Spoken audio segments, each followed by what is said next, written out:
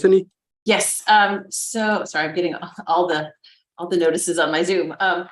Yes, I will be doing roll call electronically by looking at the participants list of this. So we can continue on to the next item. Okay, thank you. So the next item on our agenda is going to approve the minutes. Any question, correction, discussion before we are going to have a motion to approve it?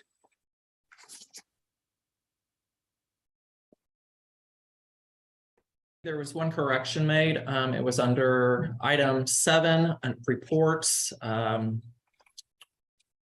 I believe it was, I removed a comment, so. Okay. Any other corrections?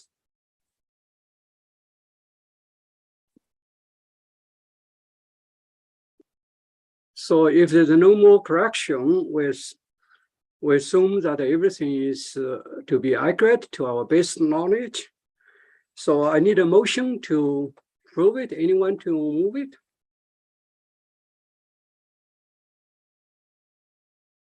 Okay, Patrick, move it. Anyone second? I second. Okay, Ni Chong second. So we're going to vote to approve the minutes. Bethany, are you ready? I'm ready. All right, Eric Black.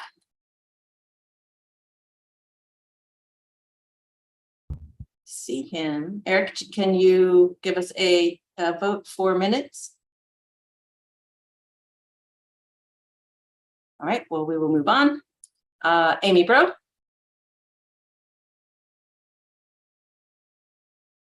All right, Robert Broomfield. Okay. Ying Chen. Yes. Liz Dalala. Yes. Mike Echols. Is he on? Oh, yeah. Scott Gilbert. Yes. Michael Hyland. Elaine Drakowski. Yes. Sung Hee Lee. Yes. Yu Ting Lee. Yeah.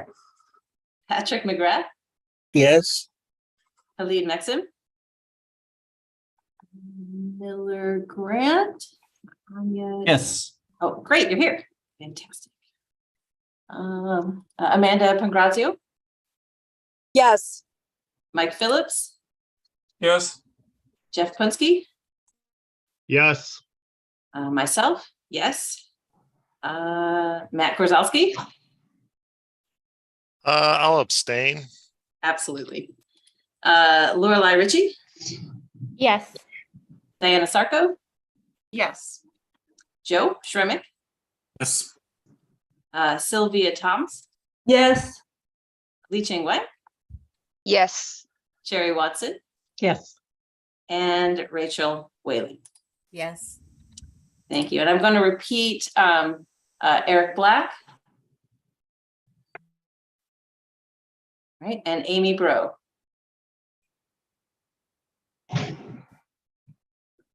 Okay, thank you very much. Thank you, Bethany. The minutes are approved. Yes. Thank you. The next one on our agenda is the President report. Good afternoon, everyone. As you know, our September issue of Faculty Senate updates and FIY for information went out to all faculty members by the end of September. In addition, I have 5 business matters to report to you very briefly. First of all, as the Provost Search Committee Chair, I had an individual meeting with with Kifai Search Consultants on September 15th. At the meeting, we discussed the draft of Search Committee agenda for the coming Search Committee meetings. On September 19th, we met with all the Search Committee members and discussed how to process and select candidates. Second, on September 21st, I attended the FACSS Council meeting chaired by SIU System Vice President Dr. Gorish Gochap. FACSS stands for the Faculty Affairs Council of SIU system. We discussed the faculty welfare issues and its membership issues. Third, or number 3, on October 3rd, I went to the new faculty launch meeting where I represent the faculty senator and made a few brief remarks to welcome the new faculty member with Chancellor Nan, who presented the Imagine 2013 strategic plan. I repeatedly informed the new faculty member of the importance of shared governance, that is collaboration, accountability, and transparency and trust. Number 4, or 4th, on October 6th, I attended the meeting held by Illinois Council of Faculty Senate among 10 various universities. We talked about the general education credit transfer, faculty tenure promotion, and shared governance on each campus. And finally, or number 5, today I attended the interview, actually the first interview of the candidates for the Director of Institutional Research Effectiveness and to represent Faculty Senate. Thank you so much. Any comments, question for me? Yes, Senator Shramik. Point in the semester, how soon do you expect the search for the next provost with candidates coming on campus and for the search itself to wrap up? Thank you very much for asking this question, Senator Shramik. As far as I know, based on the information I can share, we met a few times, and in fact, in the first meeting, as you see in the summer, and then we also met a few days ago. And the plan is that we are going to review the candidates at the end of this month. We hopefully will have a discussion for semi-finalists very soon.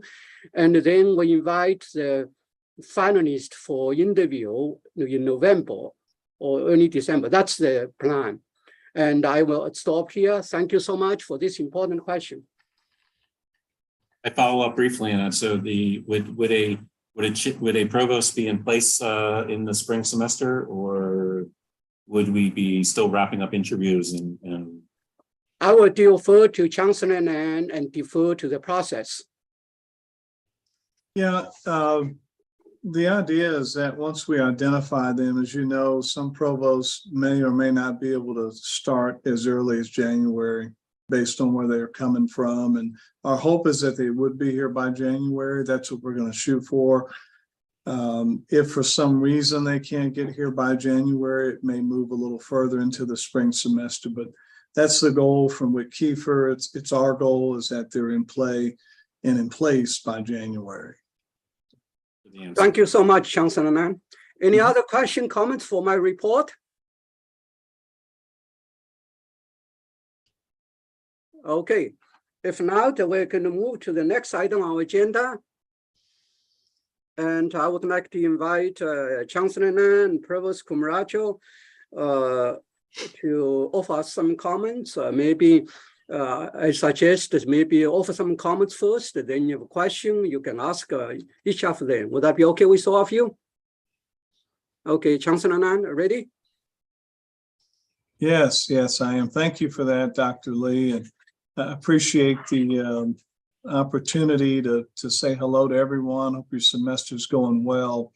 I want to thank Dr. Lee. We started this, probably a couple of, maybe in the spring semester. One of my goals was to make sure for all new faculty and staff who were starting on board with us that we have some time to meet them and talk with them a little bit through an orientation. So we work with human resources, and we've been having those meetings. As Dr. Lee mentioned, we just met with our faculty, our new faculty that are here on board over lunch, and really got a chance to dive in with them with the strategic plan and some of the support that's out there. I got a chance for them to meet, obviously, Dr. Lee and to meet our ombudsperson, Dr. Kibbe.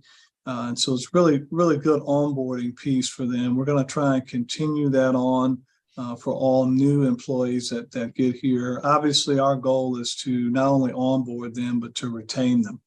And so we had a lot of discussion about things that we could do here to hopefully keep them here and not have them be picked away by other places. And so that's really the idea. From a budgetary standpoint, I shared this with the Faculty Senate Executive Committee, feeling really good about where we landed financially and where we're starting the year. We're up to about 101 million from about 97, 98 million. That's a really good number for us as it relates to state appropriations. And that's a number we always watch. As many of you know, if you were here 20 plus years ago, that number was about 130 million. So big change there. We're not quite back to that number because of everything that's transpired over the years, but financially, I'm feeling really good about where we are in terms of what we need to get us going. From a tuition revenue standpoint, we always bank on that being flat, or at least we banked on it being flat, and that's about what it was. So that's still a good sign for us. You always need that 11,000 plus students to be able to budget what you think is coming in for tuition revenue. So that's a good sign. I mentioned probably a year and a half ago or 2 years ago that we would slow down some of the waivers. You remember we were waiving a lot of fees and tuition a couple of years ago. That was a strategy that obviously didn't work for us. So we stopped that about a year and a half ago, almost 2 years ago now, and we're seeing that number come way down in terms of how much we're waiving in tuition. Instead of waiving, we just started to really utilize what students would be eligible for, like Pell Grants, MAP grants, AIM High, and those other funding sources. Instead of just waiving it, we actually did the analysis to make sure students knew what they were eligible for. And so that's helped us considerably. And we'll keep doing that as we go forward to make sure that we don't have problems in those areas. The board, you probably, I know I talked with the Faculty Executive Committee about this, but the board approved a 2% across the board increase. That's my plan at least every year. If we can continue to have a good state appropriation and tuition revenue flow, that we would at least be looking at increases across the board at about that amount. We do have, with some of our groups that are represented, we're looking at the amount that was triggered to give even another smaller increase. So there is a group that is going to receive another smaller bump based on a trigger that we had in one of our contract deals. So I think that's also a good sign, because they're going to share in some of the success that we're having there from a financial standpoint. We're going to get to the faculty internal equity study, just like we did with the staff A&P and civil study, where we adjusted some employees in those areas. It's critical we get to that so we can make sure that folks that are here feel like they really are receiving a fair wage as it relates to their peers here on campus. I said this before. We're going to have to look at how we compare to the market at some point in time. We're not there yet because we're pretty far off at every level in the institution, faculty, administratively, staff-wise.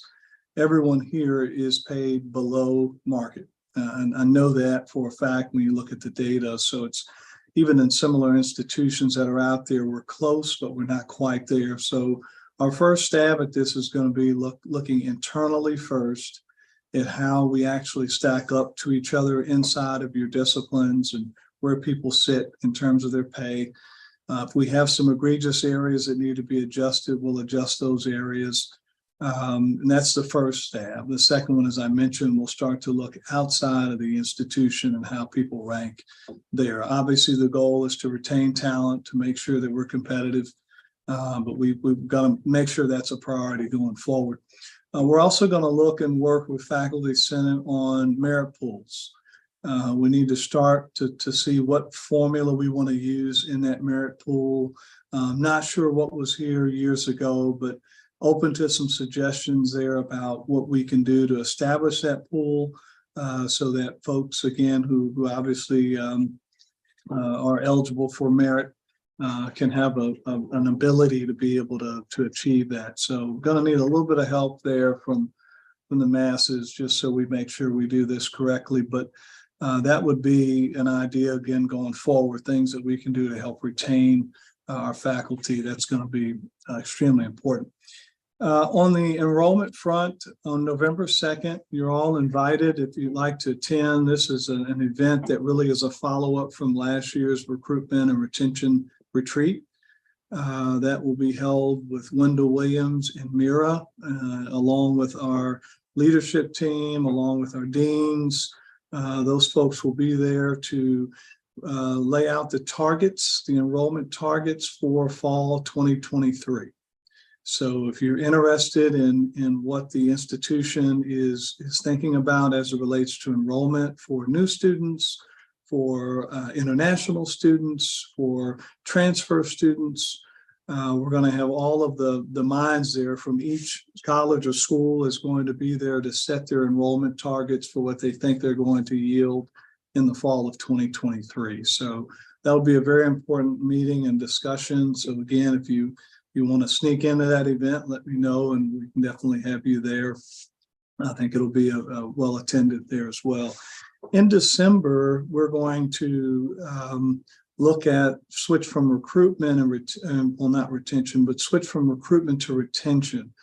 And we're going to specifically look at the IBHE data that just was released. And we're going to focus on the data that pertain to SIU Carbondale as relates to underrepresented students. Our underrepresented student population is doing the worst in terms of persistence, in terms of graduation, in terms of progression. So we've got some issues there in terms of students that are going to need a little more support, but that meeting will be held with Dr. Frazier and his team and the Multicultural Resource Center directors that are there as well. And again, we're going to have the same membership attend that meeting to really look by college, by school in terms of where our students are from those underrepresented populations and how they're doing on campus and what support we can provide. So invite you to that as well. We'll have a firm date on that in December. That will be after the Thanksgiving break. Some of our searches, you heard Dr. Lee, and thanks to him, he's chairing along with Wick Kiefer our provost search. And as I mentioned a moment ago, that search seems to be going well. We will need your input. I can't stress enough. And Dr. Lee, I know will help communicate this. When we have candidates that come in, it's going to be very important that you give input and that I know you're very busy. But we need you to take a little bit of time if we have open forums, if we're inviting these individuals to campus, to give us your thoughts, give us your opinions on what you think we need. And then it's going to be very important. I read that information. I'm going to assess exactly what it is you're sending me. And then ultimately, that's how we're going to make the decision in the end. But it's got to be from your feedback. And no offense to staff and others, but going to really be looking to the feedback comments that come from faculty. So if you can take a little bit of time there, and again, we'll make sure you're in the loop and that you have that information when those individuals are identified so we can get you involved or keep you involved in the process. We also have our institutional effectiveness search that's going on now. As you heard Dr. Lee mention, he's on one of those committees. We've just hired a new CFO. Susan is coming in from Montana, or Montana State, but we put that announcement out a couple of weeks ago. She should be starting here shortly. Really excited to get her on board. I think she's going to do a great job. We're also in the middle of a human resource director search. Our human resources position's been open. As you know, Renee's been an interim there for a while, but we are trying to get that position sealed up and have a person in that role. Final position is our CIO search. Right now, Will Clark has served as the interim, but we will have hopefully a permanent CIO that'll be on board as well. So sounds like a lot of movement of positions, but well, it is actually. So hopefully we can find the right fit of folks that will be here. Finally, I would just invite each of you. I don't have the exact date, but we're having the holiday reception. I think we've had it before over in the Student Center or the International Lounge. That will happen. I think we're doing that early December. I'll get an exact date for you. opportunity for us to thank you personally as you come through the line. We're there to greet you and others that come through, and we can have, I guess we have apple cider and tea and coffee and everything else that's out there. So hopefully it gives you a chance to unwind a little bit before you get into finals and those kind of things. Homecoming week, a lot of activities this week. Hopefully you're involved in some of those activities. But it'll be a fun, exciting week, and I know that our students are looking forward to it. We had one of our first events last night, and they were pretty fired up. So I'll stop there, Dr. Lee, and answer any questions. Thank you so much, Chancellor Nan. Any question, comments for Chancellor Nan? Okay, Senator Schrammek first, then Lee Chung, Senator Lee Chung. Okay, go ahead. So my question is related to something I learned from my program review. We are going through 8-year program review cycle right now. And it's a concern that we have that's more it's graduate centered focus, but since this is the body that represents all faculty, I feel it's appropriate to raise it here. Also, the VCR is on the call, so he needs us in addition to the chancellor and the provost. The concern is we have a cooperative program of longstanding in the history department of SIU Carbondale. We've had a cooperative program with SIUE since the fall of 1996. There are now, as I understand, 7 or so other similar cooperative PhD programs. These seem to be one-directional. And one of the things that the external reviewers highlighted for us when they visited campus last week was that students at SIUE can take courses and get tuition waivers for those courses at SIU Carbondale's campus. But students at SIU Carbondale, were they to draw upon the faculty expertise of our sister institution, are routinely running into barriers, and the graduate director in my program is running into barriers, negotiating a similar reciprocity with SIUE. And we're feeling that this problem can be easily resolved at the chancellor's level or perhaps even the president's office, but it's a ridiculous, absurd thing that we're constantly facing on this campus. And it's causing friction in not just my program, but I imagine several others. So I raise it as a point of information more than necessarily a question today. Thank you. Is that got Mira and Andrew on here? It's first I've heard of that, but any comments, Mira, Andrew, on that? Have you heard about that? Yeah, I mean, my understanding is that it is reciprocal, but if it's not, then as Joe mentioned, it's information that we'll have to follow up and say, why is it not, reciprocated by the other campus? Yeah, and I can take that up with the system vice president if you'd like, and ask about that. Yeah, I think that would be a good next step, Andrew. Okay. Thanks. And my understanding is the MOU makes it clear that it's a reciprocal agreement. Right, but just to follow up and give more information on this very briefly. When students have tried in the last couple of semesters to register for courses at SIUE because they have a specialist in a certain type of history that we don't have here, there's a roadblock. So in other words, it's understood in a common sense that there would be reciprocity, but it's not in a technical.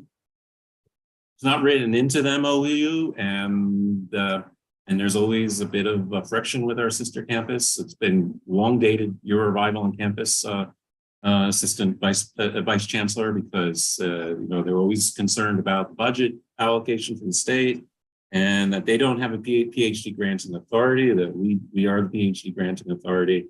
There's been issues with chairs and co-chair. I mean, I don't want to bog us down all day on the faculty senate with this, but it's caused I think this could be resolved if it was brought up to the president's. Well, the co-op program, the co-op program falls under my office as Dean of Graduate Studies. So if there are specific instances and examples, I'd be happy to address them. I think we have a pretty good relationship with my counterpart over at SIUE. So we'd be more than happy to address it. As a matter of fact, in the last meeting, the complaint was we don't have enough Carbondale students taking classes over at Edwardsville, not the other way around. So It's good to know. Get me if you can get me some specifics, we'll try to address them. Thanks. Thank you. Thank you very much, Joe, for your question. And the next question from Senator Lee Chang-wang. Yes, good afternoon. My question is regarding with enrollment. Probably in my report, Faculty Advisory Council to IBHE, I will talk about the enrollment across the state. One of the things is when I attended the previous meeting, freshman class is increased, similar to the campus we have. And however, nearly half of the institutions in Illinois has seen the increase in enrollment. When I look at that, when I talk to them, the two other factors that propel them to the increase, number one is the increase in international students. One institution reported the increase of 200%. You can imagine that's the number of students. Number two is the increase in graduate students. So graduate student numbers increases, and then that helped to the overall enrollment increase. I was wondering, I think in the past few months or a year, Chancellor Lane talked about the local recruitment, all the things. I was wondering whether we have some kind of plans for the recruitment of international students, and also in terms of plans to increase graduate students. Thank you. Yeah, it's a great question, and I know that I'll have Costas chime in just a second. He has been hitting the ground and running with this, but you know, we checked into some of the increases. You're exactly correct. Our freshman numbers were up 7%, and we're really excited about the undergraduate numbers. Our transfer numbers from institutions within reach of us were up about 3.5%, so that was a good sign as well. We talked extensively about the international student numbers and how those needed to be up. We've identified those schools that have increased. Now, we have found some of those schools that increased, they use the waiver model a lot more. So they're going to hurt a little bit in their tuition revenue, but they will, from a PR perspective, show a higher number with an enrollment headcount. So it's a trade-off. So I think you'll see some of that slow down with some of those increases because it'll hurt their bottom line. And that's really what we're looking at now, is that what we can do to really entice and recruit our international students. What can we put in? So Costas, you want to mention a few things there, what you guys have found and uncovered in some areas that may help us? Yes, thank you, Chancellor. First of all, our spring applications for graduate school are up 70%, and the spring admits 40%. Now, this is not the largest number. Most of them, of course, come in the fall. But we're focusing very much on two things. One of it is process. I think that one of the problems that we have, while we lose a lot of students, it takes a long time for us to let them know that they've been admitted. We literally had international students wait from March to August to find out that we're admitted. That does not help. I mean, they're gone. So we're working on the process.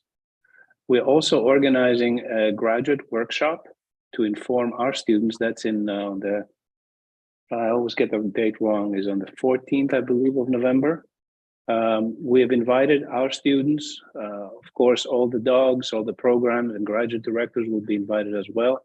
But we're also working through MAGS, which is the Midwestern Association of Graduate Schools. We're inviting graduate schools from the region and students from the region, not graduate schools, to come and hear about what is so great about SIU Carbondale graduate studies. So we hope that this will increase.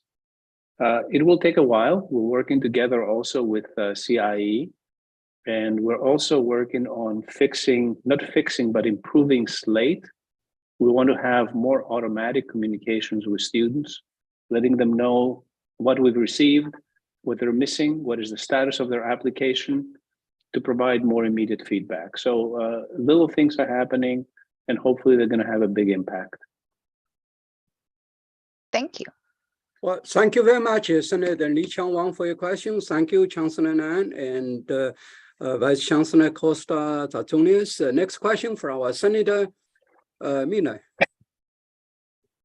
Yeah, thank you. I guess to add to the variety of questions that you're getting to field today, my concerns, the sustainability hub and the prioritization or timeline for finding someone to direct that. The reason why I ask is, Chancellor, I think you correctly pointed out how important issues around sustainability are on this campus. It's something that you, I think, kind of was revealed to you through your listening and learning sessions, and at least something that you shared with us as faculty is kind of a finding from that. Two, I think it is something that's important for our town and gown kind of connections. I've served in the past on the Carbondale Bicycle Advisory Committee, and the previous directors of the Sustainability Hub have been a part of those types of meetings with the community. However, walking by the Sustainability Hub in the Union, it remains to be dark. And its website that is hosting, of course, the Green Fee, the Green Fund that we have here on campus, hasn't been updated since last spring. So I don't know if it's kind of gone without direction. And if so, what's the timeline or prioritization of getting somebody into that position to kind of be a nice interdisciplinary, I guess, facilitator for what we could be having on campus that is a priority for our students. Thank you. Grant, you got to help me out. There's well, he'd jump on me if I didn't forget his name. I just what is his name? It's one of our professors who is really tied to that area over there. Is it Justin Schoaf? That's it. Thank you. That's it. Justin wore us out a couple of weeks ago. So in a good way, but he let us have it. And I think it was kind of built up there, and we appreciated that because I was on the call. I think Jeff Bergen was on the call because it ties into some of his office and area. And, you know, I'm trying to go back in my memory here, but we talked about some things. If I had him here on the call with me, I think he was very pleased with where we were heading in terms of bringing that back to life as soon as possible. And we just talked maybe 3 weeks ago, if that. And so we talked about staffing in that area and attracting someone with a realistic salary. I think there was an issue with the outgoing person that, you know, we lost out on her and she got something else, and we were late to the party there. And so we're going to make some adjustments there. We also had our facilities director. Our new facilities director was there in that meeting as well. He had a lot of great ideas about what he was working on and how that office can work with the Sustainability Hub. So I think I'll give a more of a detailed update here to you, Grant. If you give me some time this afternoon, I'll have something sent over that kind of recaps what I'm saying. And if there's anyone interested in that, Grant, feel free to share it with them. But I'll get an update for you from Dr. Bergen.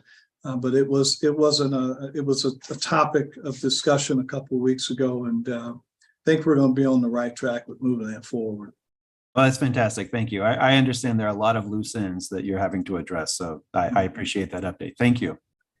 Thank you very much, Chancellor Nan. Thank you, Senator Mina. Next question from our Senator Patrick McRoth. Yes, thank you. I was wondering, is there going to be a mental health day on October 15th? Because I believe recalling that this was mentioned at a previous Faculty Senate Executive Committee meeting. If it has been announced and I missed it, I apologize. And if there is going to be one of these days, is there any guidance that could be issued from the provost's office just in terms of exactly how faculty should respond when one of these days is announced? I know that it's not required for us to cancel classes or anything, but if this day is being held, is it recommended not to to have a test, for example, on a Friday? If this day has in fact been is set for Friday. Okay, thank you.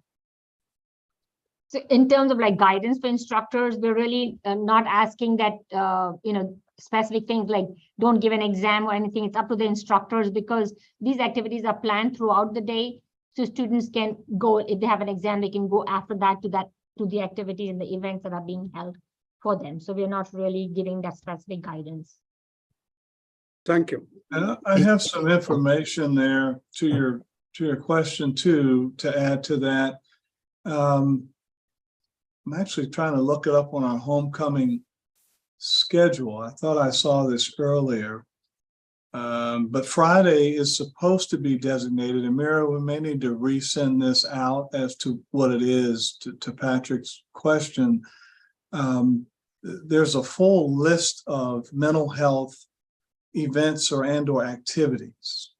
And my computer won't pull it up fast enough, but if you go to the SIU homecoming site, it should give a list of things that we're bringing in for our students. It's not a day off. It's not somebody's helping me there. Sherry, thank you. With Saluki Cares. There is a series of things that we're wanting to encourage our students to really take advantage of on Friday. And so, yes, we know they're going to class, but there are some things in there within their schedules that if you could help push that, it would be great because it's coming from you as faculty member in the class. I made a mistake. I went and talked to University 101 students the other day, and I put my foot in my mouth. I think I told them they get the day off. I messed that up, and I had to correct it. And so you're not getting the day off, but there's a lot of activities you really want to take part in. And I'll tell you, they really enjoyed hearing that because as they were telling me, they're already pretty stressed. And it's October. And so if you could push that and they could hear it from you. And yeah, I know I was teaching a course every night and I'd say, look, I'll give you a few points if you go to some of these events, or in some cases I'd dismiss a little early. Sorry, Mira, plug your ears there. I'd dismiss out a little early and tell students, you can kind of read when they need a break. And it's midterm. So, again, I think Sherry put it in there for us. But if you can encourage that, it is Friday. And there are some activities that they can take part in that may kind of lower some anxiety that some may have. Thank you, Chancellor Nan. And I would like to invite Senator Mike Echols to have one more question. Then I will invite Provost Kumaraji to give us an update. Then you may have a question for both of them. Okay, Mike.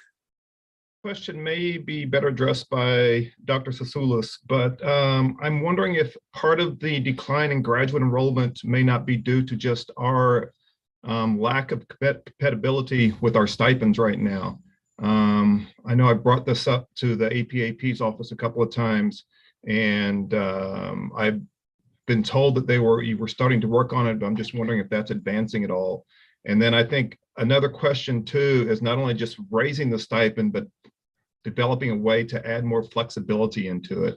I recognize, the resources, the university's got a limited amount of stipend that we can spend and disperse among TAs. But when we get grants in, most of the time we could, if we had the opportunity, we could increase our stipends that we're recruiting off those grants quite a bit. We just don't have that opportunity. So I'm not aware of any negotiation happening with the Graduate and Professional Student Association, but I would agree with you that our stipends are low. Our stipends are low, and I would like to see the flexibility that if you put them on a grant, you should be able to pay more. My understanding is that's not the case right now, that the amount of the stipend is, that's it. Now, you have the flexibility sometimes to hire somebody above 50%, but that does not work for international students who are only allowed to be hired by at 50%. Another thing that you might all want to consider doing is adding students for the summer months in your grants. That doesn't happen very often, but it would provide additional support to the graduate students. I would like to discuss with the Graduate and Professional Student Association to give our externally funded students the opportunity to earn more than the current stipend, but I don't know how this is going to work out. Thank you so much, Dr. Souzanis, and also thank you, Senator Mike Akers. We have one more question from Senator Pansky, and then I will invite Provost Kumrachi to give us an update. Jeffrey?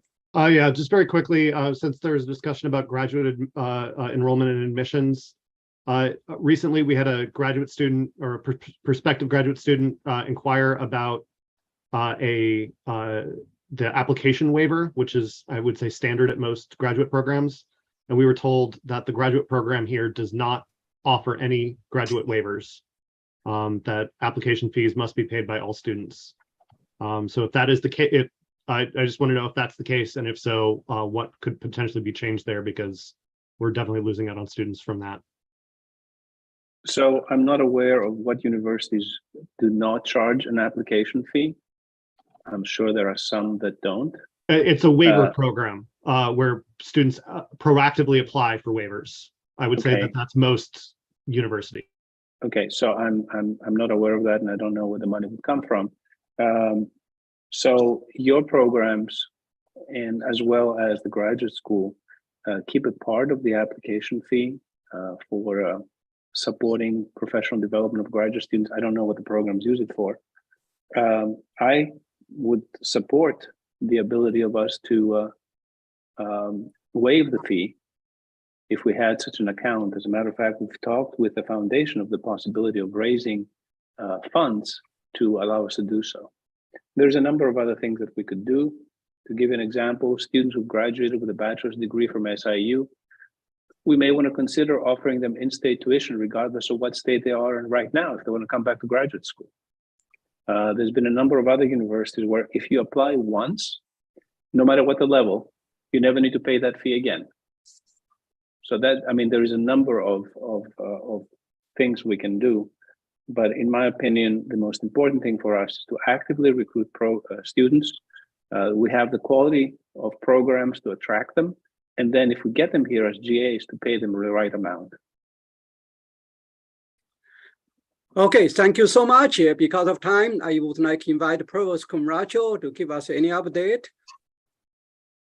Thank you, President Lee, and good afternoon, everyone. I just have a few updates, and then I'll be glad to answer any questions that you might have.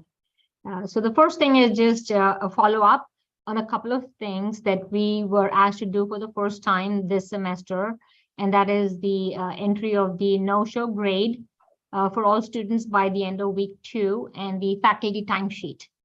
So this was our first round, and we have received lots of helpful feedback to make the process smoother and more efficient and user-friendly. So we are working on that, and it will be an ongoing process, and we continue to remain open to any feedback that could be sent along. So for the no-show grade, that feedback is gathered by the registrar's office, and for the faculty timesheet by the APAA office. So that's in a process that's ongoing in terms of continuous improvement.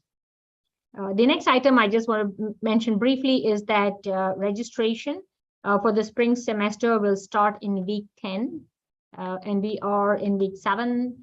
And so we are really encouraging academic units to reduce any changes to the schedule once registration opens and students register for classes.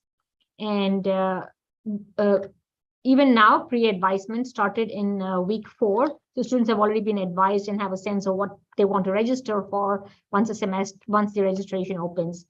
So unless there are some like really compelling reasons, we ask that those schedules not be changed. And if they have to be changed, then the academic program and the academic advisor will work with the students to help them find other options. So I just want to mention that. And then for the last one is just touching on several enrollment related things, because we've had a little bit of discussion, just an update on the November 2nd workshop that we'll be having, which is similar to what we had last fall and the spring, is to get all of these stakeholders who are helping us with enrollment to really, we are already like looking ahead at fall 23. And all of the deans have submitted, after discussions with their leadership team, like Excel files with all of the projections of how many students they expect will graduate, how many students they expect to yield from the applications and admissions based on data. So it's like a very data-driven process. So we've done that. And then we most recently had, so yesterday, Monday, was an open house. We have 5 open houses every year, 2 each semester and 1 in the summer. And that brings us prospective students. And we also had SIU Day in the 3rd week in September. So those are all towards enrollment efforts. And I did want to touch a little bit on the graduate student enrollment. We have a recruitment retention coordinator in every college, and that's focused on undergraduate enrollment. But we most recently have hired in the graduate school an R&R, recruitment retention coordinator, who also serves the School of Law and works with CIE. So that's a new position that we have added because we feel that we need to be more focused on our graduate student enrollment. And also for international students, we are gathering the data in terms of the tuition rates across the Illinois State universities to see how we might want to review our own tuition rates. So I just wanted to mention those. I'll be glad to answer any questions that you might have for me. Any question for Provost Kumarajo? Okay, Senator Chiramek. Just a comment. The open house yesterday I felt was very well attended. It might have been, it perhaps was because we were in a more intimate space. And I just want to kind of relay to you and other planners of such events of some comments I heard from other fellow participants in the open house yesterday that I know we usually do this in the arena, but there seems to, whenever occasionally we do it in the 2nd floor of the student center instead, while it's a little more cozier and more intimate of space, and perhaps the issues with lighting aren't as ideal, it does seem like the students and their parents congregate more around the individual tables and actually talk and strike up conversations with more and more faculty than I think our experiences are. And this is just anecdotal. When we're arranged in these basic lines, we're not really arranged in like more circular arranged alignments. We're arranged kind of in long lines. And so you don't actually, because most students when they're coming are not necessarily interested in just one major, they're possibly interested in multiple. Yeah.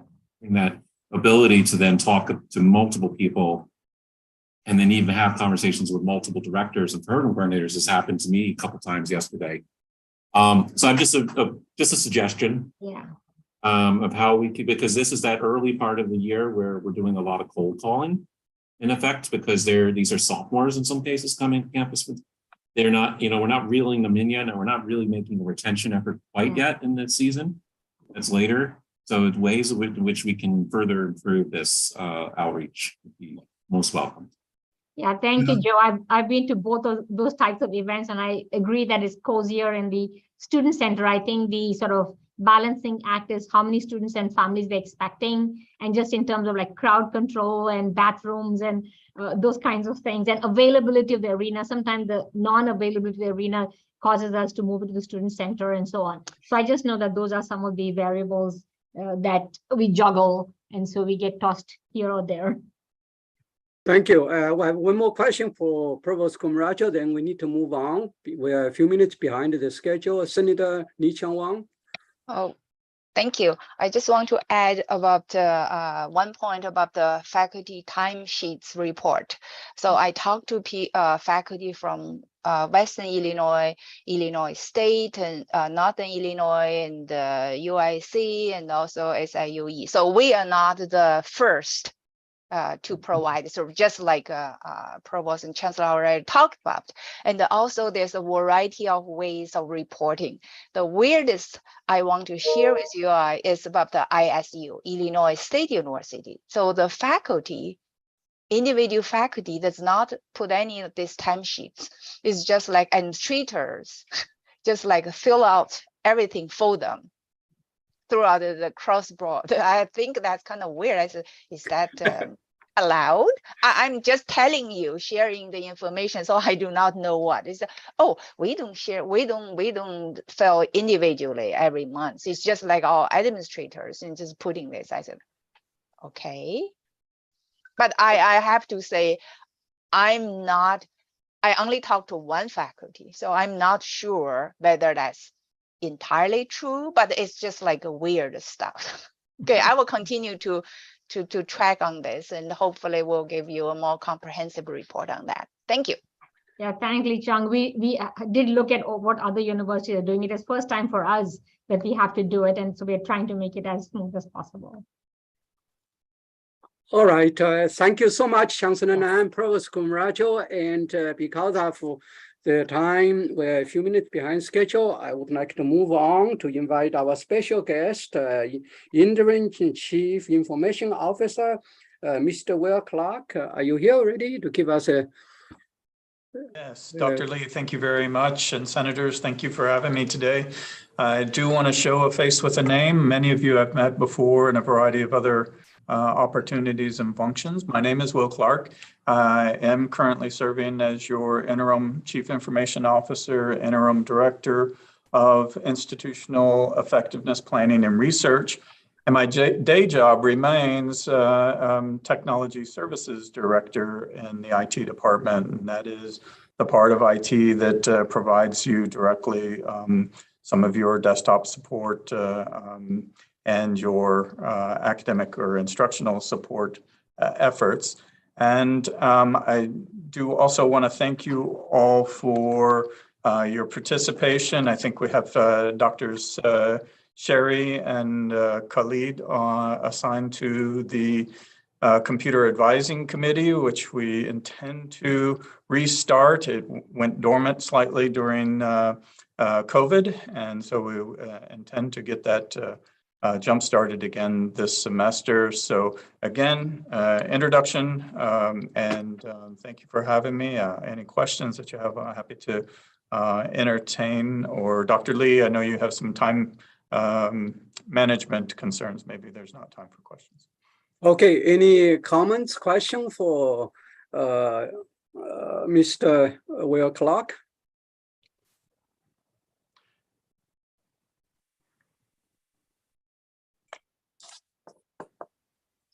Okay, there are two hands here. Yinan, Senator Yinan. Yes. Thank you. I have a question about the computer refresh program, and I'm just wondering what kind of cycle faculty can expect at this point in time in terms of, you know, how long should they be using their desktop, and at what point will they be refurbished, repurposed, and new computers? Excellent question. Thank you, Dr. Jakowski. So our intention with the desktop replacement program as part of the basic technology fee is to have those computers replaced every 5 years. We are revamping that program such that the department gets more say into how they handle that. I think heretofore it's been pretty prescriptive and restricted.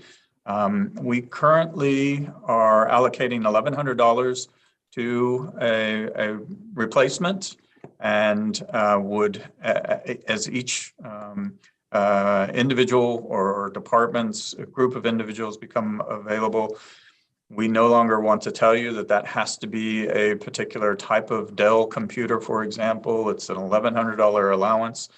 Whether you use that for a desktop or a laptop or apply it to an Apple device, we would like to give you that flexibility to do. And in addition to that, we want the computer that it's replacing to remain in the department, because the department knows better how to repurpose that device. And at the back end, give us your oldest, tiredest computer, and we'll get on down the road. Also, we are earmarking a portion of those funds to make sure that every new faculty hire has an $1,100 contribution to their startup package from that BTF fund to help with hopefully helping your departments make those startup funds more attractive. Thank you. Okay, Senator Lee Chang-Wang. Oh, I have a follow-up on that. That's my question too. I was wondering, so now I know the lifetime is 5 years. I was wondering, do you have a limit to each department or group, or how many at one time they can make this replacement? Thank you. Yeah, excellent question. So that is based on contributions to the BTF, and that typically comes down to a benefits eligible or benefits paying individual. What I commit to you is to get more transparency to you and in fact to the entire campus about that, because it has been kind of a not intentionally probably, but kind of a black box thus far. Or how exactly does this work? And so my commitment to you is that we will make that more transparent. So I'll just tell you, just kind of on a high level, there's a portion, basically 1/5 of your computer fleet within a department, and I should say computers assigned to those individuals that are paying into the BTF that should be eligible for replacement any given year. And so if you have a department of 5 people, it's pretty easy math that, you know, 1 computer a year is coming your way, or $1,100 allocation is coming to your department every year. And so I will make that more transparent for you as soon as possible. In fact, it is one of those things that even in my day job in tech services, this desktop replacement is my responsibility. I just happen to currently have a little bit more flexibility in how we implement and make it transparent. So, thank you. Okay, thank you so much, Mr. Will Clark. And we're going to, if you have no more question, we're going to move to the next one on our agenda, the reports. Okay, executive report, I mentioned that, I will skip it. And the election committee, Bethany?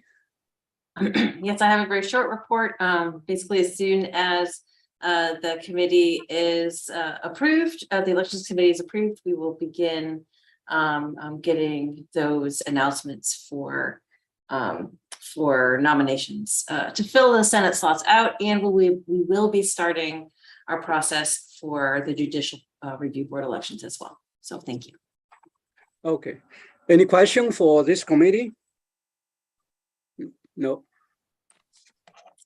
Okay, the next one, Faculty Status Welfare Committee. I know Senator Scott Gilbert he has to leave to teach at 2 o'clock. So he left when he had no report except one thing he wanted me to share. That means, okay, they just enacted the Faculty Status Welfare Committee just enacted co-chair Arish Komai, and also committee proved that today Faculty Senate are going to prove it. So that's the only report from Faculty Status Welfare Committee. And now the next one, Undergraduate Education Policy Committee, and Senator and Chair George Remick, all floor will be yours. Thank you, President Lee. We have 5 RMEs this month to bring before the faculty and Senate.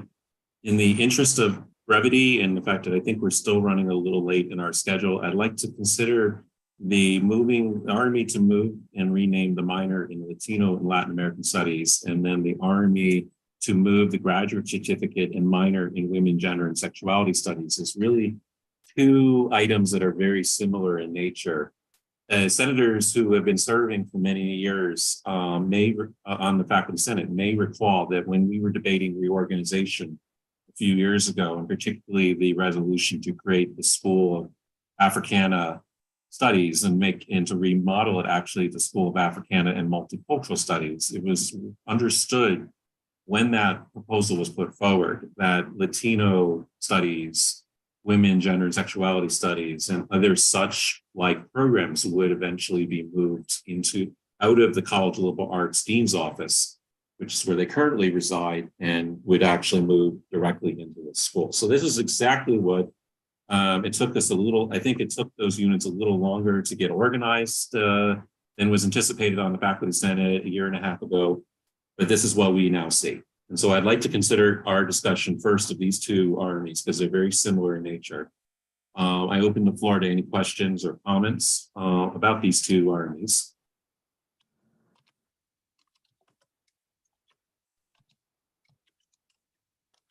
So no comments?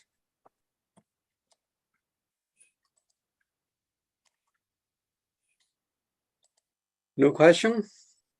In which case, President, oh, sorry, go ahead. No question. Yeah. In which case I would ask that we vote on these two together. So okay, do we need, I think you move it, we need someone to second. Yeah, so I moved that we vote on these two RMAs as one vote. Right. Is there essentially? Anyone second? I'll second it. Michael second. All right, if there are no more question, no comments, then we're going to vote. Bethany, are you ready? 1 second. Oh, my word. Okay. Mike Echo, second, then, Yes. yeah. All right. So this is the vote to approve both moving and renaming the minor in Latino and Latin American studies and to move the minor in women, gender, and sexuality studies into the School of Africana and Multicultural Studies. Yes. All right, Eric Black. Yeah, Amy Bro. Yay. Oh, I'm sorry, there's a question from. It's not a question. I just wanted to make a procedural, a motion for a procedural change, which basically would allow us to vote by acclamation in the interest of time, since there was no discussion. Second that or favor that. Okay. It's in our rules. I don't know if it's in our rules though. It's in Robert's voting in Robert's standard rules. Robert's rules is that votes are conducted by voice vote. So we should be able to go back to a Roberts standard. Okay. Thank you very much, Jeffrey, for your comments. I think the good. All right. So are we continuing to vote by voice for this motion? So, basically, we need a motion to approve to vote them together, right? It's made the motion to vote to suspend the rules. Just to suspend the rules to vote by acclamation. We need to vote on that. We can vote.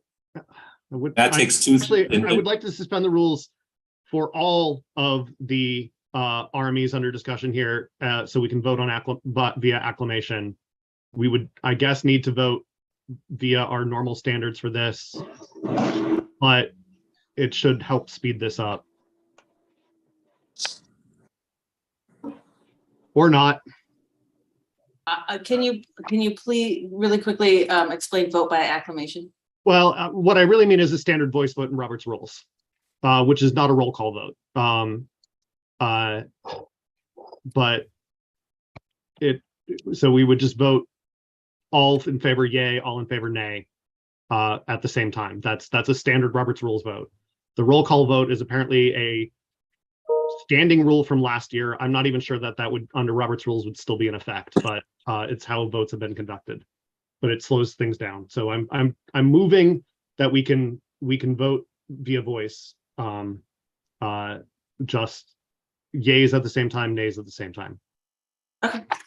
So okay. So you're motioning to. I guess technically suspend the rules if this is a standing rule. I haven't seen it. But if it is a standing rule that we vote by roll call for all matters, I'm moving to suspend the rules for all of the matters under discussion under Joe Schrammick, under the committee report for this matter, that we could vote in the standard Robert's rules ways. Okay, Joe. Points. One, from my very rusty memory of Robert's Rules of Order, it is a 2/3 to vote to suspend any rules. And two, there are several RMEs which I don't believe are appropriate today to rush in that manner. And so I respect. I withdraw the motion. Well, the next two are going to be okay, but I think the final two resolutions we'll do today are probably worth. I withdraw the motion. I do think we need to re-explore our rules with respect to roll call votes in the future, but. I agree with that. Agreed as well. Okay, thank you. Thank you. Okay, Senator Japansky withdrew his motion and we will continue, right? Continue with voice. Yes. Call voting. Okay. All right, then. So then I am actually going to start back at the top of the list, if that's okay. So again, we're voting on the two RMEs, moving the two minors into SAMs. So Eric Black. Right. Amy Bro. Yay. Robert Bloomfield. Yay. Yin Chang. Yay. Liz Delala. Yes. Mike Eckholtz. Yay. I believe Scott Gilbert has left. Is that correct? Okay. Elaine Jakowski. Yes. Arash Kamai. I know. Yes. Great, thank you. Sung-Hee Lee. Yes. Yu-Ting Lee. Yeah. Patrick McGrath. Yes. Grant Miller. Yes. Amanda Pangrazio. Yes. Mike Phillips. Yes. Jeff Punske. Yes. Myself, yes. Excuse me, Lorelei Ritchie. Yes. Oh, sorry. Matt Grozowski for Ray Walter, or Walter Ray, excuse me. Yes. Diana Sarko. Yes. Joseph Stremick. Yes. Sylvia Toms. Yes. Li Ching Wang. Yes. Sherry Watson. Yes. And Rachel Whaley. Yes. The motion passes. Okay, so then the next RME that I would like to bring for discussion and a vote today is the RME to create a new minor in social justice that would be housed in the School of Anthropology, Political Science, and Sociology. The UEPC, when we met 2 weeks ago, was mightily impressed with this proposal, particularly the fact that it's received 6 letters of concurrence from other school directors, which, to my memory, and I know there's several other past committee chairs on the Senate right now of UEPC, like we can't remember a time when a minor program had this much wide support across campus. So I see Dr. Winke here from sociology, so I will defer any questions to him. I will also note that Dr. Whaley is in sociology as well. So in case any of the two of you wish to answer any questions faculty may have about this proposal, I defer to you.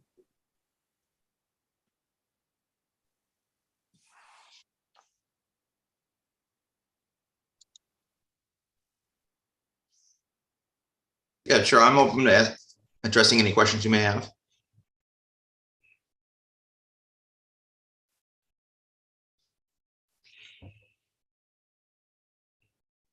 I don't think we have any, so I would like to then call a vote on this.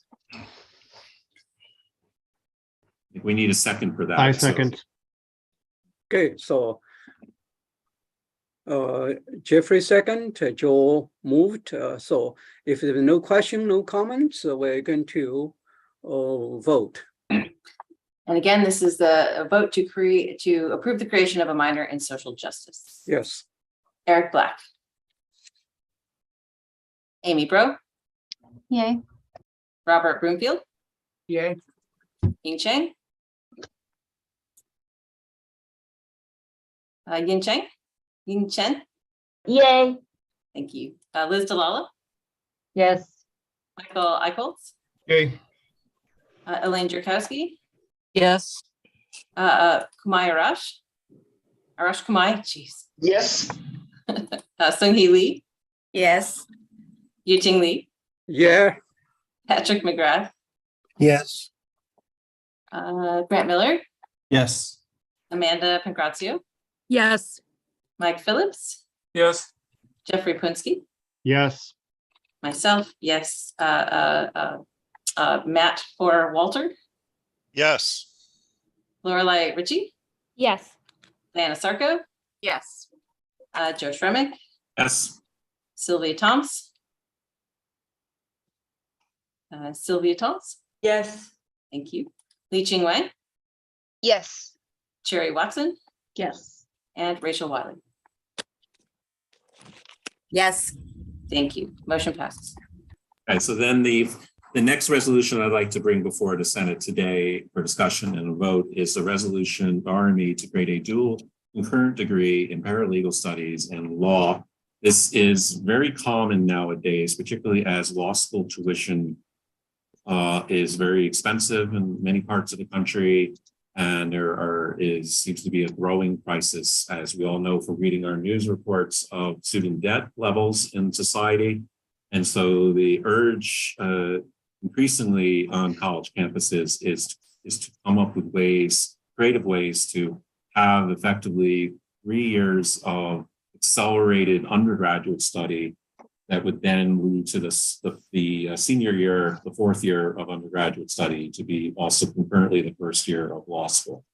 And so we already have a similar program like this on our campus in criminal justice, which has a 3+3. I know of other programs which are other ideas which are being mooted, which haven't yet been polished enough to go before back to the Senate. So this is the next version, the one that is before us today. It has several courses already in paralegal studies, which from all accounts prepare a student well for a pathway into a law program. Students would have to be admitted into the program through a special admission process, which requires them to have an LSAT above or at the median of that year's law school class, and a GPA at or above the median of that year's law school class. So are there any questions, or that for that matter, anybody who from paralegal studies or the law program who can speak further to this RME? I'm here representing School of Justice and Public Safety. I didn't see you on the call, Matthew. Go ahead. So if there are any questions, but I had written the original one for criminology and criminal justice, and when I took over as the director of School of Justice and Public Safety, wrote the proposal for paralegal studies as well. Criminology and criminal justice one has been in place for about 2 years now. Okay, we have 2 questions on the floor, and first from Senator Pansky. Yeah, so I do have a question about this. It's sort of in comparison to the CCJ 3+3 program. So paralegal studies is a much more, job training focused program, focused on being a paralegal, is my understanding. Where CCJ is more of a academics, social science field. So why? I'm a little curious about why paralegal would need this type of 3+3 program. Because paralegal actually has a pre-law emphasis. It has 2 tracks. So it has a track that does prepare you to enter what is called the general paralegal option, but then it has the pre-law track as well. So it actually is listed among the pre-law options within the when you go to the admissions page. So in fact, many of the students are using it as preparation for law school. We took 3 law schools in Illinois, including SIU. When you look at the 10 general first-year law schools classes at these 3 law schools, paralegal actually offers 6 to 7 of those courses. So it's great preparation for someone who wants to go to law school. And that's exactly what we say when we don't tell people, in the ABA, the American Bar Association will say that there is no major for law school. You can choose anything. But we actually have a major that if you want to get preparation for law school, it's there. And if you decide when you're a senior, you don't want to go on to law school, you actually have job options as well by going and working in the legal field as a paralegal. So there's nothing wrong with having a degree field that prepares you for the workplace while also preparing you for graduate or professional school simultaneously. Okay, thank you, Senator Pansky, and thank you, Professor Jiponin. We have a next question on the floor, Senator Noreen Lee and Richie. Hi. So mine's not really a question exactly. I'm from the law school, so I think there had just been that question of like if anyone from the law school wanted to weigh in on it as well. I am not the person at the law school who is responsible for this, so I don't have all the answers, but I just want to affirm what Professor Pansky and others are saying, that from the law school perspective, that this is something that the law school thinks is desirable. We do have the program, as you said, with a couple of other majors, and it's something that the law school has found actually has been helpful. And often some of the more successful students that even though, as is pointed out, that you don't need any specific major for law school. And that's absolutely true. On the other hand, sometimes people who come from certain majors are more likely to just be successful. It's something that they've shown a lot of interest in this field. It's something they want to do. And so I'm just saying that, from the law school perspective, we're supportive of that. And again, I'm not the person responsible for it, but I'd be happy to answer any questions if I can. Thank you. Thank you. Any question for Senator Rachel Ritchie and also Professor Chiplin? Okay, Senator Shramick. Yeah, I'll raise one that the UEPC had a couple of weeks ago, which is we wanted to know exactly what the student stream likely is to be for this. For example, I know we haven't not yet in history in my program done a 3.3 for law school, but we have an accelerated MA program, and it doesn't have a lot of traffic. Like 1 or 2 students a year interested in it. So, what kind of student demand are we thinking this will have? And you're right. I mean, that it's probably relatively small, only because it takes some planning. Because you're saving in a program like paralegal, which has 30 some odd free electives after accounting for the major and the gen eds. You're wanting to save 30 of those free electives to your senior year to get the maximum benefit. So if you start using them up freshman, sophomore year, the benefits start to diminish, right? So you really have to think about this when you first come in, that I really want to be on a law school track. If you start using up those free electives, to use a statistical term, your degrees of freedom start to diminish, right? And so, it's relatively small. But there are students who do express interest early on, especially, and then they might change their mind, and that's okay.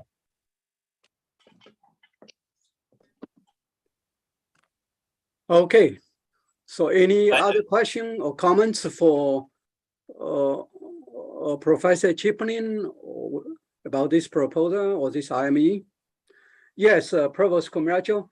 Yeah, this is a very brief comment, that this is actually a good thing for enrollment, because in high school, students are aware that I want to be a lawyer. They may not be thinking, I want to be a paralegal, I want to be in criminology, criminal justice. So it's just that it's something that they're thinking about, and then they might take these other majors because they see a 3+3.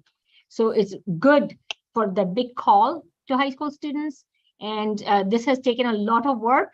It goes back to 2015 when I was dean, where we had conversations with the School of Law to partner and to come up with these pathways. So what you're seeing today is a lot of background work, where we have agreed to partner with the School of Law and say, okay, we're going to set aside our worries about tuition, revenue flow, and so on. And then let's find a way to get students to look at us, because SIU is one of 105 universities that has both a law school and a school of medicine.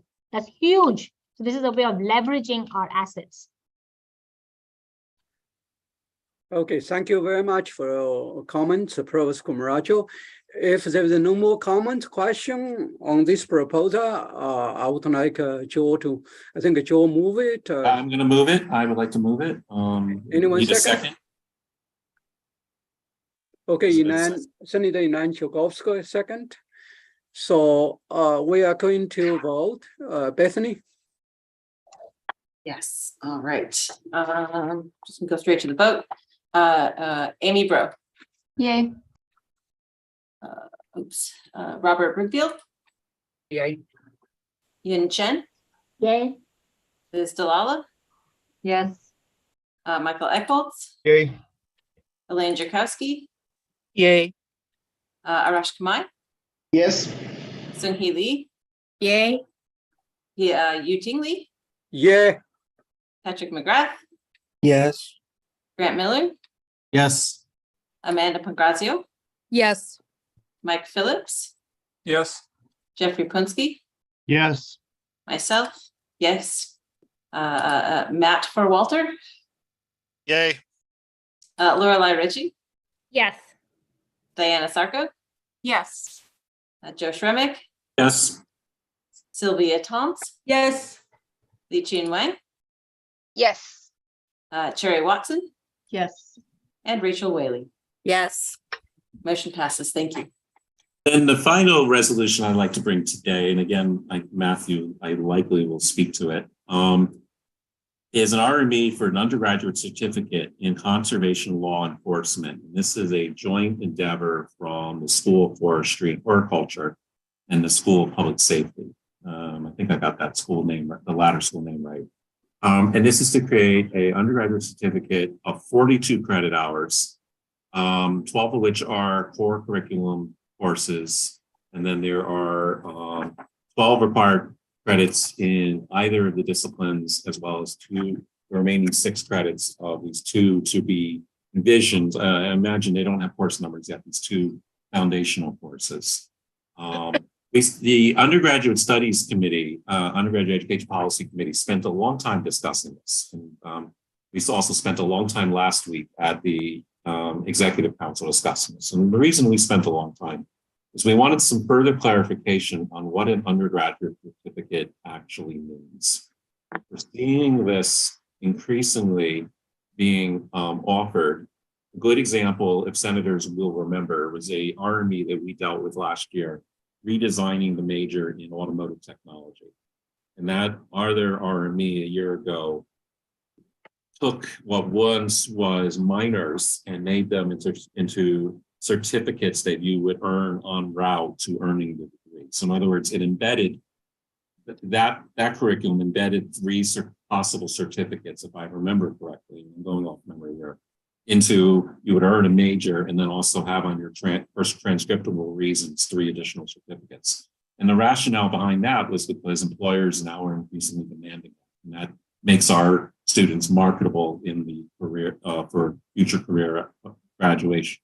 So we were a little confused on the committee. I will just be frank here, because the other models we've seen in other areas of the curriculum are that certificates tend to be less than a major, tend to be embedded within a major, something between a minor, something maybe less than a minor even. And yet we're seeing something here that by all amounts initially, and until we got clarification from the associate provost who shared with me the handbook, what it actually says in the IBH handbook, which was very informative, but that was not information we had before then. That this looked to us 2 weeks ago as more of a dual degree in a way it was structured than and so in other words, we just didn't understand it well enough to understand what a certificate is these days. And then the IBHE handbook says a certificate is anywhere between 30 and 90 credit hours possibly. And then the idea that this might be something that would be taken by a student who actually otherwise is not coming here. So then the question becomes, is it accessible enough? Is there online? So this passed out of UEPC 2 weeks ago after a lot of discussion, because we wanted the Senate to further discuss it. It went to the executive committee last week. We almost thought it should not get any recommendation either way, but rather should be brought to the Senate. So that's really where we are now. And I held it to the end because it seems to be for the last 2 weeks of senator meetings I've been the most complex of the RMEs this month. So Matthew, do you want to kind of help us with this? I can, and I greatly appreciate the opportunity. I wrote my first certificate proposal to this group approximately 2 years ago when you approved the paralegal studies certificate, which was a 60 credit certificate that was wholly endorsed by the faculty's senate that went into effect this summer. That was a 60 credit certificate. So if you allow me just a brief moment to talk about the rationale. Certificates are micro-credentials. They are forward-looking. Unlike a minor where students might intentionally pursue a minor or stumble into a minor is transcripted at the end. The student looks backwards and sees whether or not they've completed a class or a series of classes in order to get a transcriptable note on their transcript. Certificates are forward-looking. In other words, they are transcripted at the time that the student completes at all the requirements for that certificate. So if you have a 24 credit certificate and the student completes all 24 credits, they'll get the certificate at that time. So you'll see some of our community college peers. I'm on the advisory group for Shawnee Community College. They are starting micro certificate or micro credentials, 1 year certificates, even half year certificates. What's the benefit of that? One large one is retention issue. It's a motivation issue. A student who's sitting and looking at a daunting task of 120 credits going forward, that is a significant achievement. But if I can look ahead and see that I can have some accomplishment coming up at 30, 45, 60 credit hours and have that transcripted, I might decide to stay at SIU. I might decide to stay here. I might feel that motivation to continue on. So there's a motivational issue, a retention issue. There's a workforce issue. As you said, Joe, that there are workforce demands for some of these. So in our case, when I reached out to Carl Willard, who I know is on this Zoom call, we talked about, we were actually considering this independently, and we were able to join forces, but looking at the demands of the workforce. When we decided on 42 hours, we had to think of it this way. You're absolutely right that somebody could come and do this without having to enroll and pursue a bachelor's degree. If somebody is pursuing a bachelor's degree, the net effect for somebody who's a forestry student or a CCJ student beyond their current major is 18 credits. So a CCJ student who is pursuing the core is going to have 18 credits, 12 in forestry and 6 in the core conservation law enforcement. Somebody who's in forestry will do the reverse. Why do we build it as 45 hours? For a couple of reasons. If somebody did come and say, look, I just wanted to come and I wanted to get this credential from the workforce because I went out and I studied, and I'm going to pick on your field, Joe, history, but I wanted to go into conservation law enforcement, so I want to benefit myself. I'm going to come back to SIU and I'm going to do 45 credits, or I'm sorry, 42 credits, and I'm going to get that credential. It protects us from putting out somebody who just is going to take the forestry classes in CCJ without any writing skills, speech communication skills.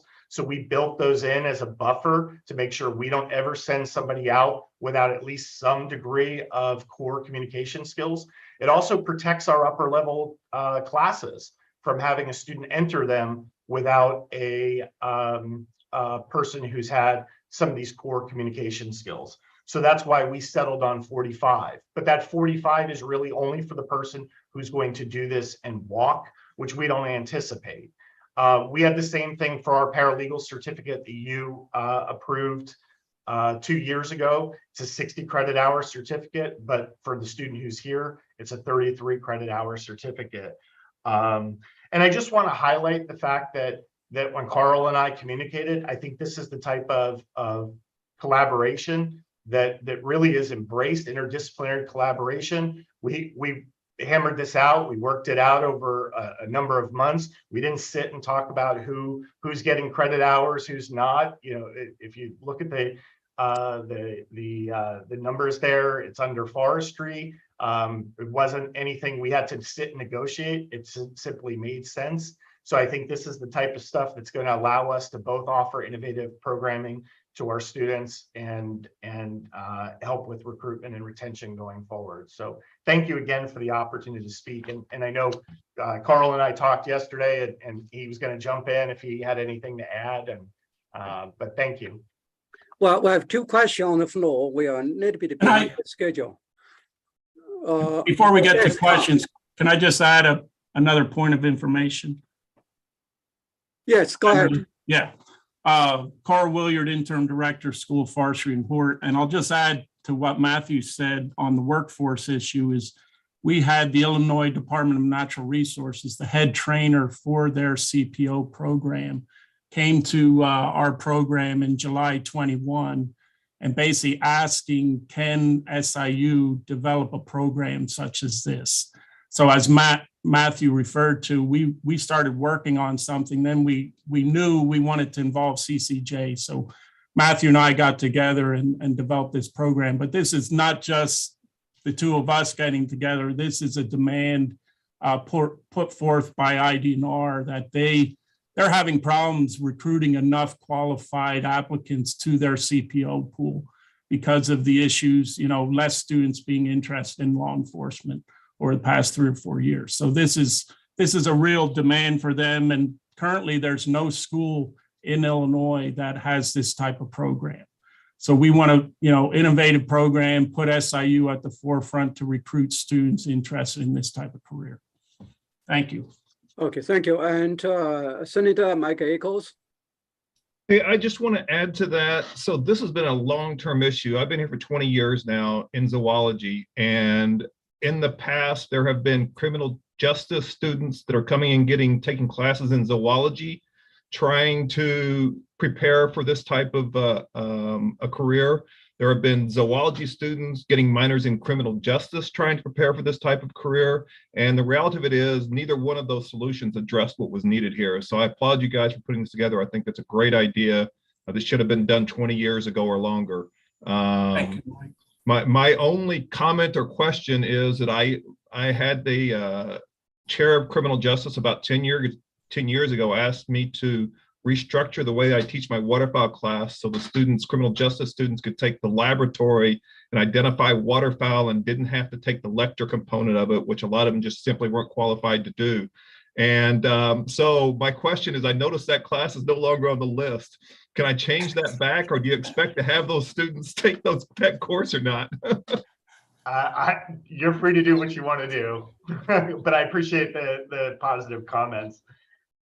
If you're not going to have it, it's kind of a pain for me to keep those separate. So if these students aren't going to be taking that course, then it would make my life a lot easier to change it back so that's one course instead of 2 courses. But I think we have a solution that students are interested in it. If this pathway is approved, if it is, then I think we have a pathway to cater to those students. Okay. Thank you. And Provost Kumaracho.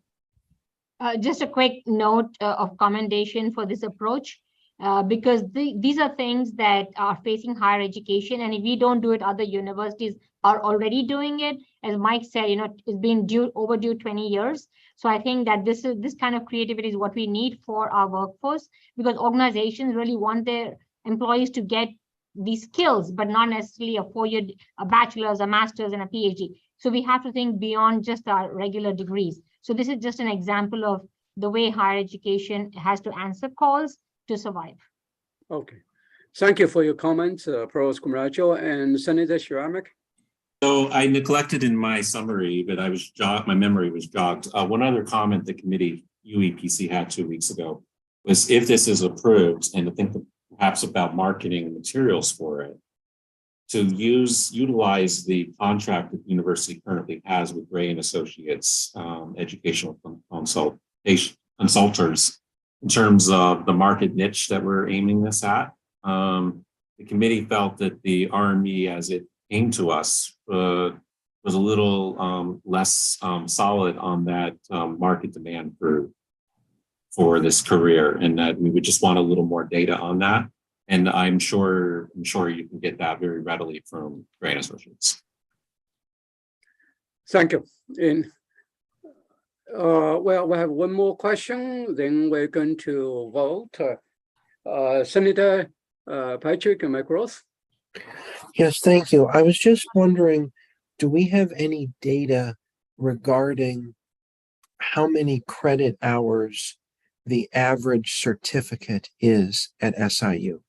So it seems to, if I recall correctly, in our executive committee meeting, the certificate can range from 6 to 90 credit hours. Can that 30 to 90? 30 to 90. Okay. Do we have any? There's actually there's no no lower limit and no upper limit. But no upper limit. So I'm wrong. There's no lower limit. The IBHE doesn't have a lower limit nor an upper limit. So they can. So I'm sorry, Andrew, are you saying it could be 3 or 6 hours? We could. Okay. Do we have any sense of the average credit hours per certificate at SIU? I'm just curious. This is not a question. So I'm looking at a list here, and there's a certificate in accounting for 30, a power plant maintenance for 88. There's another one, airframe maintenance for 34, event planning 18, intensive controlled environmental plant production 30, jazz and improvised studies for 12, paralegal is 60, power plant maintenance 41. So it's really all over the place for these undergraduate certificates. Yeah. Okay. Yeah, I guess I don't know, this isn't particularly an articulate concern, but my only worry is I don't think we want to become a university of all certificates. A university that's just offering certificates as opposed, and I'm not saying that this, I don't mean to pick on this certificate and suggest that this is the start of that. I do think that there is a real value that we offer in a 4-year educational experience in students that have to take our core university courses, that we have decided that this is vital information and vital and intellectual experience for those students. So I'm not saying that I'm against this in any way. I do worry about a proliferation of certificates, and if that could have an adverse effect such that students will think, well, I don't need to enroll, I can just get a certificate. And that's probably a very rare student. But that is just one concern that I do want to raise about this. Thank you. If I could just say that Carl and I both had that when we talked about it, we said that we didn't want this to cannibalize our respective majors. And it is one thing that we agreed that we would watch over time. And if over time we're seeing that we're having students do the certificate, even though that's not our intent, if they're doing it and leaving and not pursuing the bachelor's degree, that we would look at it to teach out. And because it's a certificate, it's an easy enough thing to do, and there's no cost to it. I mean, that's the value. One of the benefits of this is that this isn't costing us anything to do. We're putting together parts we already have, so we can be innovative and be very efficient at it. But we did have that conversation, and we both recognize that we're not necessarily doing this in order to allow students to come in and then leave right away, because neither of us wants that in our respective roles. So we are going to watch that and monitor that to make sure it doesn't happen. But with the certificate, we see benefits long term, and we have students who are excited when we told them about the prospects of having a conservation certificate program here. They're ready to go and start pursuing it. So we hope that it goes forward, but we recognize that we don't want, look, I mean, in criminal justice, we don't allow police departments to come to speak to our classes, because they come and say that, look, you can leave now and come and get a job with us. And that runs counter to our interests. So we want them to be able to get jobs, but we want them to get jobs after they get a 4-year degree. Okay. Okay. Thank you so much. Thank you. We have 2 more questions, and I know we are much behind our schedule. Mike, you have a quick comment or? Yeah, real quickly. So just to address that previous remark, I'm looking at the course requirements, and a lot of those are 300 level and 400 level courses. So I'm assuming there's a number of prerequisites associated with those courses anyway. So students wouldn't be able to come in and just take a 400 level course their first year and then leave with this certificate. So I think there's something in place to prevent that from happening. But more importantly, my comment is does the Higher Learning Commission address these certificates at all with their accreditation? Is it something we need to be concerned with them? No, not as far as I'm aware. No, these certificates are accepted by the Higher Learning Commission and the IBHE. They're transcriptable. Yeah. Okay, so Senator Mina? Yeah, just real quick and related, and it was, I appreciate how we're being innovative and kind of catching up with other institutions that are doing this. My question concerns, is there any penalty, or is IBHE caught up with counting certificates as us, In other words, if a student gets a certificate and does leave the institution because they have what they need for their career, are we penalized as far as not retaining that student to a full degree? Or is IBHE recognizing that as we have actually retained that student in the appropriate amount to reach that certificate? Comments? So Grant, I'm just thinking that if a student is enrolling only for the certificate and completes it, that would be completion. But if they're enrolling for the degree and then leaving, then that would be considered as not completing the degree. Okay. Thank you so much for your question, Senator Mina. Thank you for your response, Provost Kumarachi. Thank you, senators, for your forbearance. This was the exemplar kind of curricular discussion that I think UEPC was hoping faculty senate would have when we met 2 weeks ago. So at this point, because of time, I'd like to call the question. And Second. we need a second. Okay. Thank you.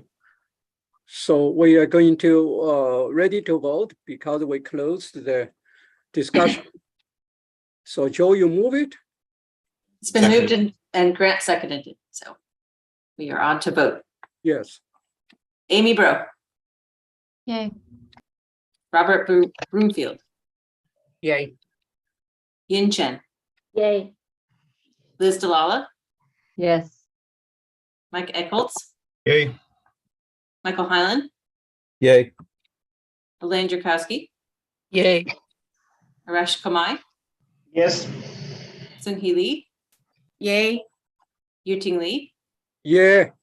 Patrick McGrath, Yes. Grant Miller, Yes.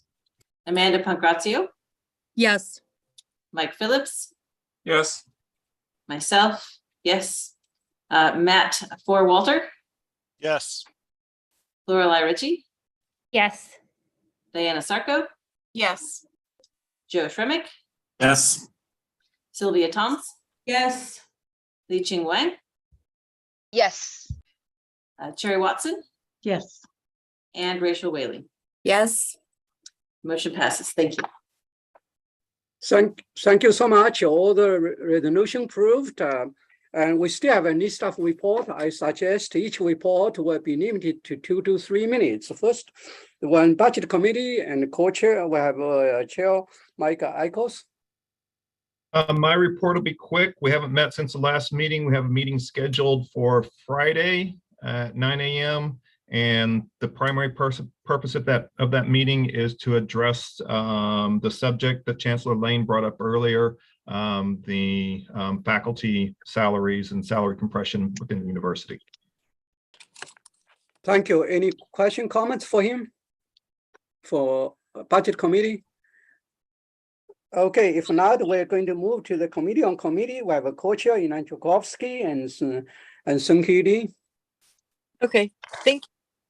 We have two things we'd like to put forward. The first one is the co-chair for the Faculty Welfare Committee, and we are proposing that Arash Kamai be approved as the co-chair to serve on that committee. And the second item is our list of university-wide volunteers for university committees. And you were circulated a spreadsheet of the committee name, the terms, and the faculty representatives who have volunteered and been approved at the executive committee level.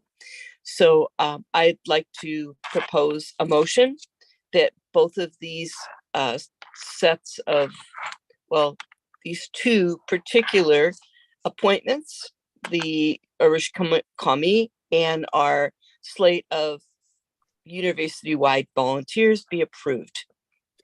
Thank you. Anyone second? Okay, Senator Denana second. We are going to vote, Bethany, to approve those two attachment appointment on different committees. Yes. Amy Bro, Yay. Robert Broomfield, Yay. Ying Chen, Yay. Liz Delala, Yes. Mike Eckholtz, Okay. Mike Hyland, Yay. Elaine Jarkowski, Yay. Arash Komai, Abstain. Sungki Lee, Yay. Yuting Lee, Yeah. Patrick McGrath, Yes. Grant Miller, Yay. Amanda Pangrazio, Yes. Mike Phillips, Yes. Jeff Punske. Oh, he is no longer here. Myself, yes. Matt Forwalter, Yes. Lorelei Ritchie, Yes. Diana Sarko, Yes. Joe Shremick, Yes. Sylvia Toms, Yes. Lee Ching Wang, Yes. Sherry Watson, Yes. and Rachel Whaley. Very good. Thank you. Yes. Thank you. Motion passes. Okay. Next one, Governance Committee. We have a co-chairs, Patrick, Mike Rose, and Khalid Maxim. Any report? No, we don't have any report. If Khalid has anything to add. We're still waiting for, well, I suppose we talked briefly about the parliamentarian and the Faculty Senate Executive Committee, and I think we still probably want to discuss that further. And until such time as the Executive Committee feels as though we should pursue a parliamentarian who would be internal to the Senate, we haven't come up with a resolution or really discussed that in depth yet. So, thank you. All right, thank you. If there's no question for Governance Committee, we're going to move to Vice Chancellor Research, Dr. Costa Tatunes, only 2 or 3 minutes because we are behind schedule. Sure, Costa? I understand. Graduate students and also graduate student Director of Graduate Studies have received an announcement that we are offering $500 to graduate students to attend conferences. And I'm going to put that information on the chat as well, so you can have that. And I hope that our graduate students will take advantage of this opportunity. The other thing is we're starting a program called Let's Talk Research. It's a 1-hour opportunity. It's going to be on Zoom, sometimes in person. It's lucky you have 15 minutes face time with the Vice Chancellor for Research. But then the good part happens. We're going to have 45 to 50 minutes of some kind of a presentation. We have already scheduled for this fall, although we may add some events. And I will put that also in the chat. And we're advertising that pretty soon. October 19th by Zoom, it's going to be IRB 101. November 9th, we have a workshop on technology transfer in the Research Park. November 14th, we have a workshop on grant writing, which was also a request by our graduate students. In December 7th, we have a workshop on working with hemp. There is increased interest in our faculty and graduate students to work with that. And I'm going to put this information also in the chat so that Josh can include it in the minutes as well. So these are the events we're organizing. I also already told you on the 17th of November, we have a first graduate fair, inviting our students and students from the area to learn more about our graduate studies. Last thing is I need to give you some numbers as of the performance of our research in the first quarter. Our proposals total about $16 million. Our awards, 29, and our expenditures about 12. I'm putting these numbers also in the chat so you can see them. And one thing you will notice is that while our awards are a lot higher than last year, our proposals are only half of what we proposed last year. And our expenditures are a little bit down as well, although I'll expect them to increase as our awards are increasing. So that's in summary, graduate studies and VCR. I would strongly encourage you to attend some of our Let's Talk research. As I said, the first 15 minutes are going to be more of an information from me about research and the opportunity to ask questions. And then there's going to be a particular topic, and you've seen some of the topics we've already organized. Any questions? Well, thank you so much. If you have a question, I encourage you write to Dr. Costos or Junius. Because of time, we need to move on. And IPHE representative Senator Wang.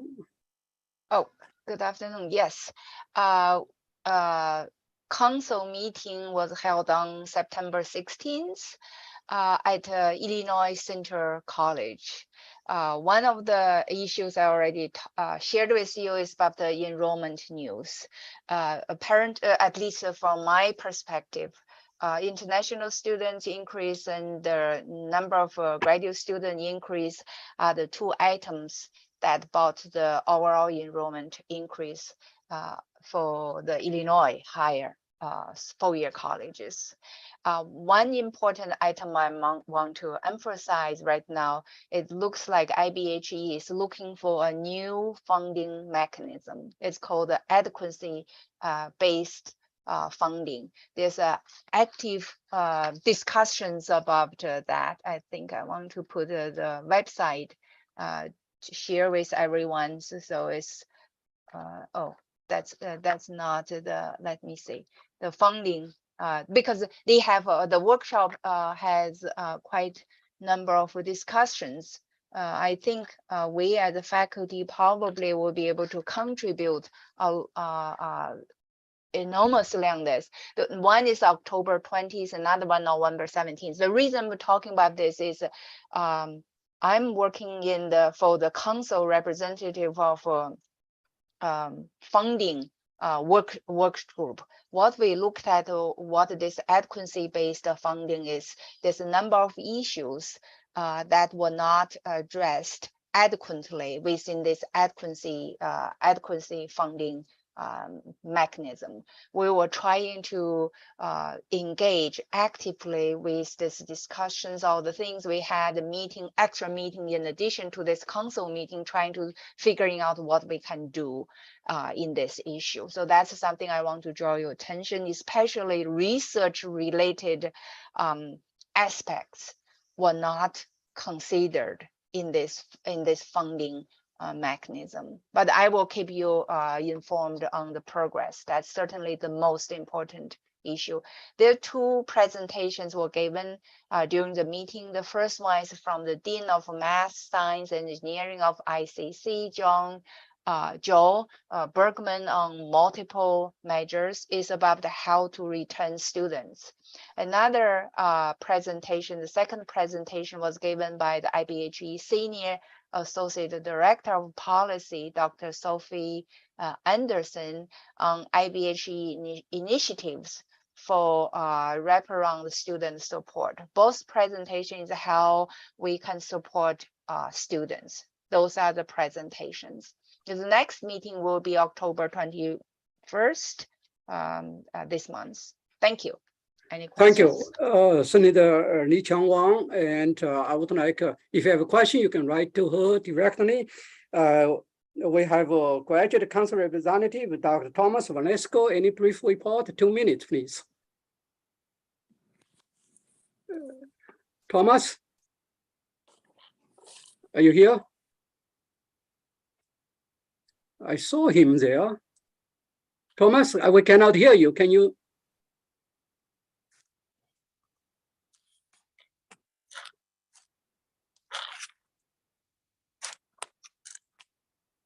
Okay, so maybe he have a technology issue. So maybe if he worked out, then we can ask him to report again. Item number K, Idaho Committee on Institutional Ranking Education Quality. We have Senators Mike Heinen, Shremek, and Joe Kowski, myself. Okay, any brief about from Senator Shremek? I'm going to try to have a meeting. Elaine was whispering to me earlier. Maybe perhaps we could try to get our schedules to all converge on a date sometime next week to have a meeting. We've been having difficulties having things that, aren't going to fall in schedule complex between the multiple of us. But we will try to have a report next month. Okay. Eugene, can you hear me now? Yes, please. Now it's your turn. 2 minutes. Okay, very quickly, good afternoon. The Graduate Council had a meeting last week, and we approved the following resolutions: an RME for dual degree in paralegal studies and law, an RME moving graduate certificate in women, gender and sexuality studies to the School of Africana and Multicultural Studies. We also approve a resolution revising the accelerated master's program language in the graduate catalog. We have approved a resolution to allow the director of graduate school to make a determination on outside members of graduate dissertation committees. And finally, we had a resolution to allow students to register for 1 semester based on unofficial transcripts. That's it. That's my report. Thank you so much. If you have a question about Graduate Council, please write to Dr. Vanesco. If you have a question about the research, I know Dr. Costco Tatunes did a wonderful, complete report, and I'm sure you may have a question. You can write to him directly. Now, all the business, basically, we're going to do, for the next meeting, November's meeting, we'll continue to do the survey. And new business, any new business items? Announcement? Yes, Senator Patrick McGross. Oh, I'm sorry, Grant. Actually, Senator Dr. Miller had his hand up first. before me. Yes, I'm sorry. Yes. Yeah, just real quick, Dr. Lee, just in relationship to Jeff Punski's comment earlier, we went to a roll call vote before we had the option for YouTube Live. And that's because we had a lot of participants from the community able to be on this channel and who were accidentally voting for resolutions. Since we have YouTube Live, I would encourage the executive committee maybe to take up at their next meeting to discuss whether or not we can whether or not we do need to continue roll call vote. That we just would have to rely on our ex officio folks to not vote, and I think that we can do that. So just a point of suggestion for you to take up with your committee. Thank you. Sure, very good suggestion. Patrick? Yes, just quickly, did you, in reference to the old business, did you mean that the survey will be disseminated to determine whether we meet via Zoom in December? Yes. Or excuse me, in November? November. Oh, yes, okay. we're doing it month by month. Okay, thank you. Sure. It's almost time. We have 3 more minutes. Unless you have another announcement, new business item, then we're going to have a motion to adjourn the meeting. Yes, I move. Okay, so you move it, Li Chang, right? Yes. Anyone second? Okay, Joe second. Thank you so much. I know today we have